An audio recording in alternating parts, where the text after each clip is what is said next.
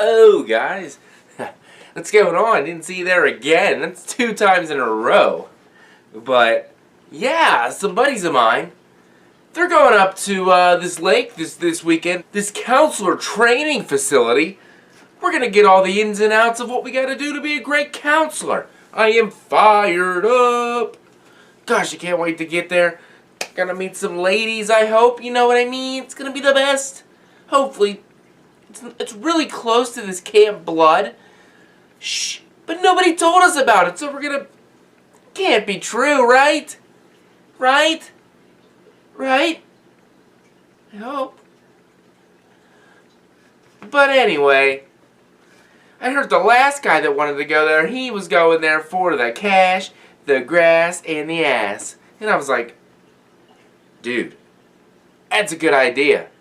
I'm going there for the same damn reasons.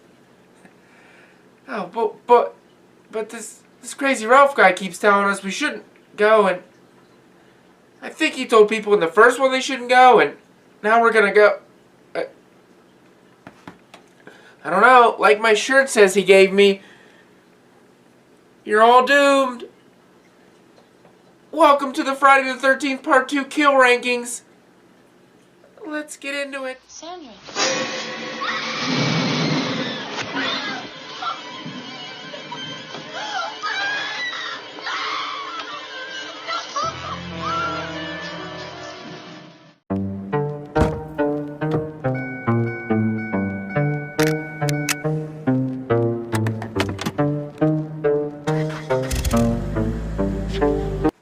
What's up, guys? Welcome back to Faccis Cinema.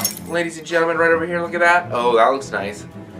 I'm going to put a card over here so that you can look at all my Friday the 13th content and look and keep looking and looking until your heart's content. And if you do like what you see from this guy right here, click that like. Maybe share with your friends and hopefully subscribe so we can become best of friends, because I like to become friends with every single subscriber that I have. So I appreciate everyone I get. So thank you in advance.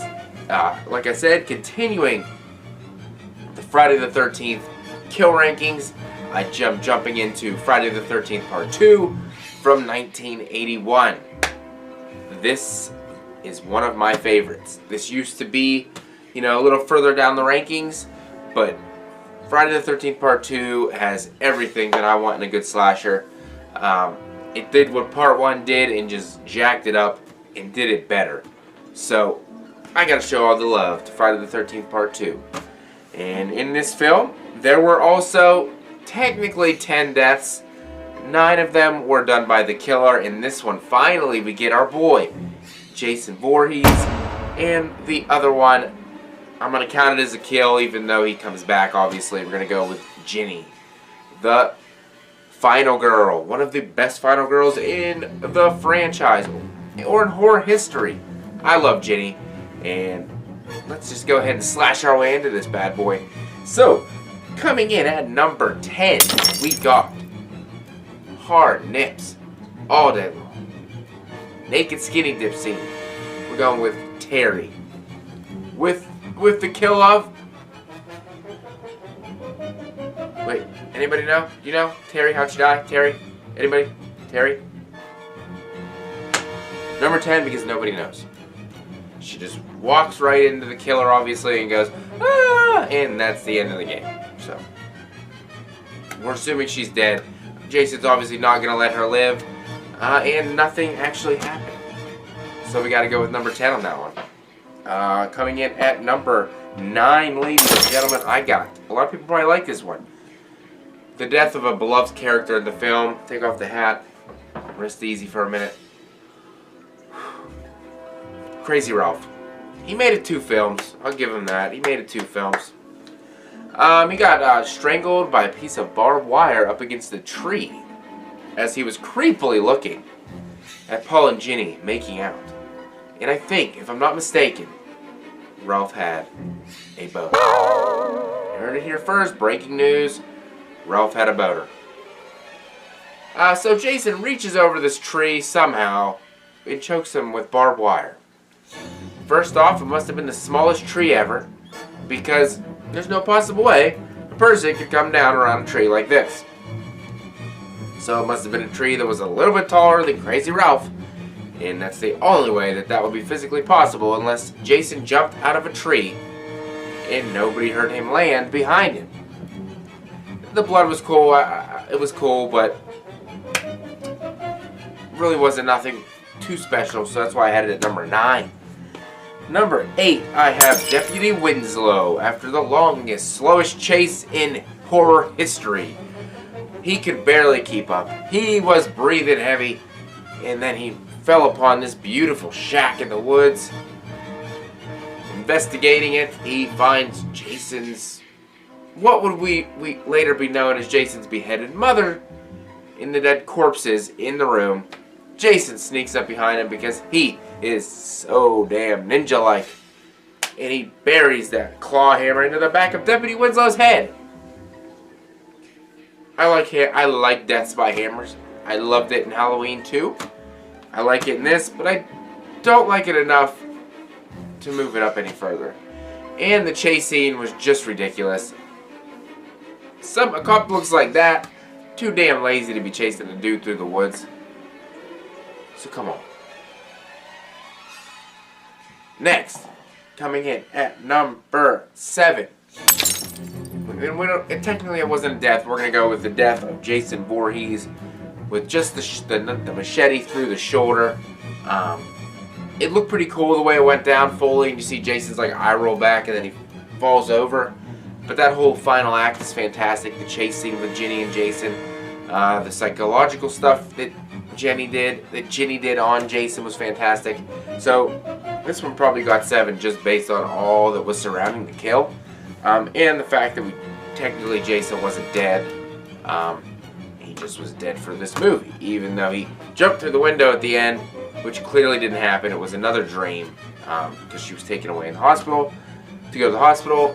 So much as I love Ginny, that's why I had to put that at number 7. Coming in, ladies and gentlemen, this is a different one. This was a 2-for-1 kill, so I had to make this my number 5 and my number 6. This might get a little bit of hate. I went with the shish kebab kill of Jeff and Sandra. Jeff was impaled through the back, while Sandra was impaled through the chest. You're probably thinking, well, which one would be 6 and which one would be 5? I'm going to give 6 to Jeff because he didn't know it was coming. So once he was stabbed, that was pretty much the end. He didn't have any build-up. He didn't have any idea what was going on. He didn't know anybody else was in the room. Sandra, on the other hand, which is why she got number 5, she saw Jason walking over with that spear, and she saw him putting it through Jeff and then into her. So obviously she was extremely frightened and scared, while Jeff had no clue what was going on. Also, this, I believe, is called the boner kill because he was in the middle of banging and killed instantly, so his male erection was still inside his wonderful girlfriend Sandy. So that is why it's called the boner kill. This kill was taken from another film, so it wasn't like Friday the 13th came up with this idea.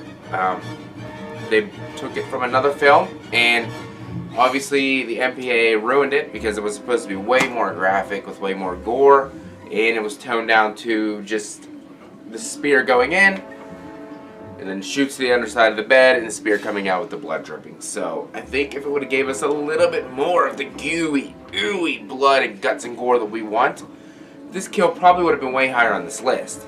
But due to the fact that we didn't get to see it, kind of takes it down a notch for me. But it's still a great kill nonetheless. Jason in this movie ain't playing no games. And I hate to say it, but I think his kills are better than Pamela Voorhees, his mommy from the first movie. Just my opinion, but I'm just saying. Alright, so let's move on to kill number 4. I'm going to go with the lady who discovers Jeff and Sandra in that bed a little bit later. We're going to go with Vicky. And the reason I went with Vicky It's because she's Mrs. Brown Panties, you know what I mean? She's like, hey, Mark, you want to go sleep in my bedroom? Let me go freshen up my cootie. You know what I'm saying? So she goes to pick out her underwear drawer. I know this has been talked about a lot. And she's like, hey, look, see what we got here. We got some nice lacy ones over here. Okay. We got some nice booty ones right here. Ooh, let me see. Who are you down there? Let me come and get you. Ooh. Ooh, nice little brown panties. Oh, shit. These are sexy. Mark's going to like these ones. I can tell you that. No. No girl would pick the brown panties. Nobody.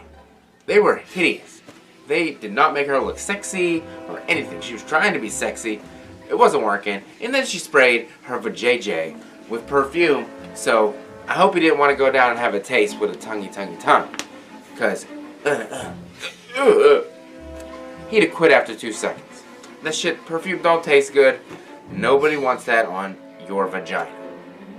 And if it stunk, go take a shower. You know, go freshen up a little bit. Now, I'm just going to cover up all that sweat, all that stank, with some of this perfume. You know. But she is the only one left at this point. She's going to find Jeff and Sandra. They're upstairs. Creepy atmosphere. Got the storm outside. All she sees is the bed sheet, and then Jason pops out and says, hey, you there? First time we ever see Jason in this film, with the sack, with the coveralls, with the plaid shirt. Honestly, it's some creepy shit. They're not expecting that to pop out of the bed. And it's weird because his like sack is like blending into the pillow, so it's kind of weird. But he's creepy as fuck.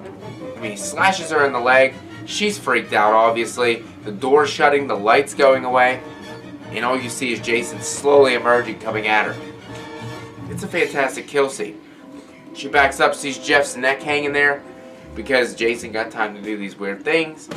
Instead of just leaving them where they were. But that's another story. And then, I mean, the stab is nothing great because we don't get to see anything, but just a close-up of Jason's hand holding that butcher knife with his, like, blackened out fingernail. That's like the one thing that sticks in my mind about Jason. He has black fingernails. But I like the whole setup in the scene, so I think that's why it ranks at number 4 for me. Man, Mrs. Brown Panties probably got some brown in her brown panties because she just shit herself. Moving on, number 3. And for number 3, I'm definitely using the added, unedited footage for this one. The kill of Scott being hung in a tree with the throat slit. Yes, I know, the blade on the machete is the wrong side that's slicing his neck. I get that. I can look past it. I never noticed it as a kid and growing up until now. So, we're fine with it. But I gotta go with it. The unedited one is crazy. You gotta think about it. First of all, he's hanging upside down. In the middle of the woods. You hear somebody coming out of the woods. Jason grabs his hair, tilts his head back and slices. Okay, that's great. But the unedited footage, that shit pours out of his throat. Which would make sense because all the blood is rushing to his head because he's upside down. So it makes total sense. I couldn't imagine. He would literally be completely drained of all the blood in his entire body. Being hung upside down. Oh, well, I mean, it was karma. It was karma because he kept, you know, doing some sexual harassment to our girl, Hard Nips, Terry. You know, Terry always teasing with that low-cut shirt and her hard-ass nips. And you're like, damn, girl. Show us them titty bitties. And Scott was like, I'm a fucking pervert. I'm gonna steal her clothes while she's skinny dipping, so she gotta run at me butt naked. Karma, bitch. Jason slit your throat. And you bled out for a very, very long time. So I'm sorry, Scott. You gots to go. Bye-bye. That's why I got that number 3. Alright, only 2 left. Number 2. This will shock some people. Alice, the ice pick through the temple in the beginning of the film. Once again, we went with like one of those Hitchcocky vibes. Killing the final girl from the first movie in the beginning. It was unexpected. You didn't see Alice dying that early. You thought she was gonna, you know, be the final girl again, live through another film. But nope. She got taken out in the first 10 minutes. After that creepy opening with that little kid saying, "Itsy bitsy spider," jumping outside in the streets, in the rain, in the dark, alone. Bad parenting. Bad parenting. Oh, Mom. That's when we get to see Jason's feet for the first time. He steps in a puddle. Psh. But Jason's afraid of water, so he should have stayed out of the rain and the puddle. Oh wait, that was just something that came later in these films. But it's just something you didn't see coming. She opens that refrigerator. Inside, Mrs. Voorhees' head backs up, covers her mouth, puts an ice pick right in her temple. End of the game. Unexpected. Shock and awe right from the beginning. And then Jason, the nice guy that he is, says, "Hey, that tea kettle over there is whistling because it is done. I'm going to move that off because I'm a nice guy." But leaves the burner on, so hopefully it'll get hot enough. Spark something and this house will burn in flames. And all the evidence will be burned away. I'm just kidding. Jason don't think that hard, but who knows why he moved the kettle. Maybe he just thought that was an annoying ass noise. Or maybe he's just not a coffee drinker. And he said, "Fuck that shit. No coffee." Who knows? But unexpected death. Right through the temple. Had to hurt. Love it. Number 2. Ooh, shocker. Shocker. What's number 1 in Friday the 13th Part 2? It's not that hard to figure out. He is paralyzed from the waist down, but he does alright in the bedroom, if you know what I mean, ladies. Wink, wink. He's there for you. He is there in training. He's not going to the bar. He's going for training. He was getting ready to have some booty because some girl wanted to bang him. It is Mr. Mark. My favorite character in this film. He somehow should have been able to be the final guy. I know we've never seen a final guy in a wheelchair, but it's what we needed. It's what we wanted, and it didn't happen. But Mark got the surprise of a lifetime. He's out there wheeling around on that porch looking for Vicky. Oh.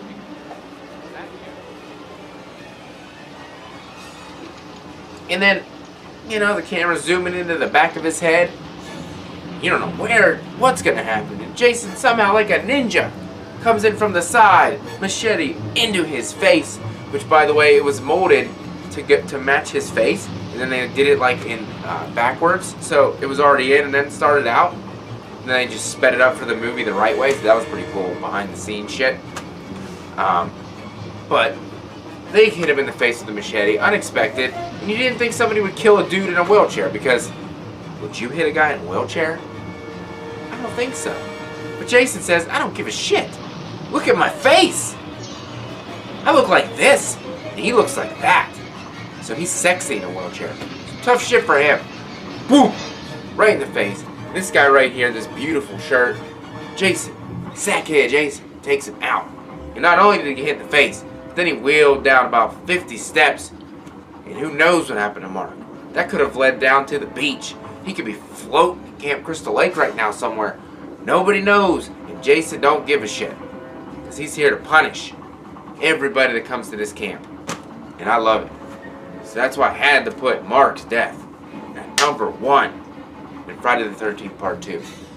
On a side note, there was Paul. Some people think Paul was killed. Some people think Paul was not killed. I'm one of the people that thinks he wasn't killed because he obviously walked out of Jason's shack with Ginny. So why would they think he would have been dead? I have no idea. They just didn't do a very good job of explaining it. I think maybe in Part 3 direction they should have maybe went back with a if they couldn't get Ginny and Paul, try to get Paul back and just go from there and see how that goes. We needed some clarity to see if he lived or died. I'm going to say he lived, so he was not included in this kill count, and he fought Jason twice in this movie, so I give him mad props, while Ginny's over there going, "Paul! Paul! Do something, Ginny! Do something! Jesus!" But we love you, Ginny. You're the best. And obviously, if we're going to go with the Friday babe of this movie, once again, going to a woman whose nips were hard the entire film, and her butt cheeks were beautiful in those short shorts. And it never made me want to go to Disneyland more with that shirt, you know what I'm saying? I gotta go with our girl Terry. And she does get fully nude. And goes swimming, Skinny did. Beautiful. And I'm pretty sure you see full frontal. I mean, it's like side frontal, but you're still there. Beautiful girl. Beautiful body. That's why she gets the Friday Babe. For part 2, hey everybody, so those are my thoughts on the kills from Friday the 13th part 2. You gotta let me know your thoughts in the comments below. I need to know which kill is your favorite from this film. And did this film outdo its predecessor, the original Friday the 13th? Gotta let me know. So definitely hit the like and subscribe for more of this Friday content as I continue doing my Friday the 13th kill rankings to go along with all you fantastic YouTubers out there doing your huge Friday the 13th review series. So that's all I got for today. And as Crazy Ralph would say, you're all doomed. Have a scary day out there camping.